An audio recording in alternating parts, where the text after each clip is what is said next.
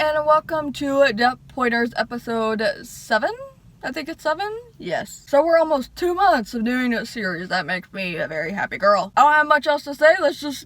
here we go. Hey Ricky, I've started learning ASL because I think it's both a useful skill and fun to use. When did you start learning how to sign, and what experiences have you had when signing in public? What are your thoughts on doing a here are 5 signs that everybody should know video? Love your channel, keep up the great work. Austin. First of all, thank you for liking my channel. I very much appreciate it. Also, I think that this is a video that will have an article companion, English, what is that? So let's go with the easier question to answer first. What are my thoughts on doing a 5 signs that everybody should know video? Okay, here's the thing. I don't really like doing ASL teaching videos because I am still a student and I do not want to be a student trying to teach stuff.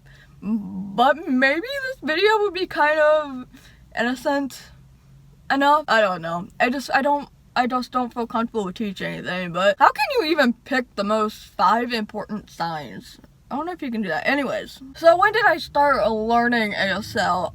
I've dipped my fingers into it like every couple of years since I was a teenager, honestly. I remember getting flashcards, just stuff like that. I learned the alphabet in 3rd grade. I learned a couple of signs here and there, but I never stuck with it until 2 years ago. 2015 in March. Well, for a couple months before that, I started dipping my fingers into it a little bit more because that's when 2013 to 2014 was when I really discovered deaf culture, right? And that's when when my channel moved to being about more deaf things rather than makeup stuff. And I started getting deaf friends, and when I got my movie gig, which we don't speak of anymore, forget about that.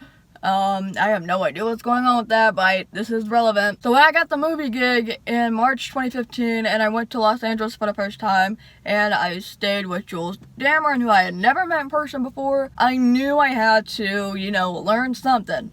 Learn something other than freaking water. Listen, my plane was this, okay? I'm glad to say that I'm much better at ASL now. Not fluent, but better. So I mostly started learning in 2015, so 2 years now, and I could be better. I could be a lot better, but it's very difficult to, when you are by yourself, okay? So when I am in Los Angeles or when I am in Toronto, I am more immersed into deaf world, whereas when I'm back in North Carolina, I'm by myself and I'm back into hearing world, so it makes it very difficult to, try that unless I'm traveling for stuff or work-related stuff. Like, by the time this was uploaded, I would have been at Definitions for a conference, and I will be using ASL here, or there. But here, no. So the only time I use it is when I'm, gliding with some friends or, using it in YouTube videos. But I'm not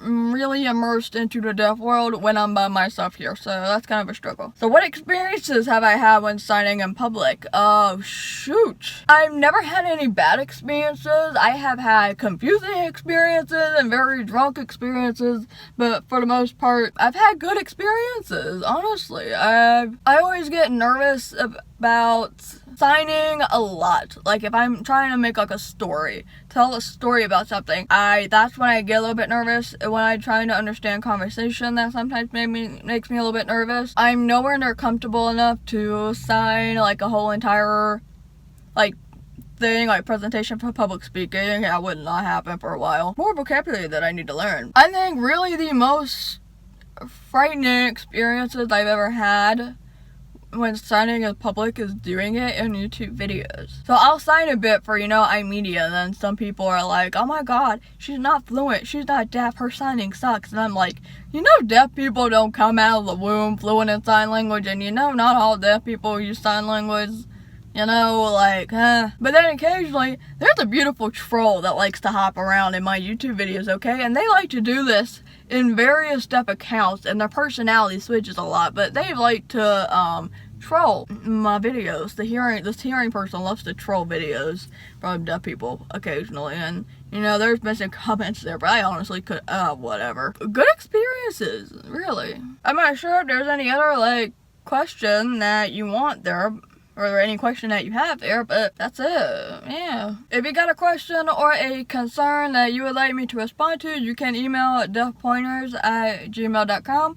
Also, don't forget to go to deafpointers.com so you can read some articles that I and others have written. Also, go to rickypointer.com and hire me to come to your establishment and run my mouth about stuff professionally. Sort of.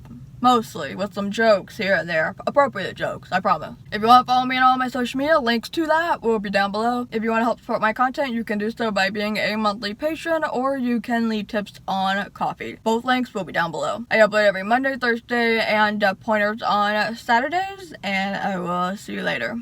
Bye!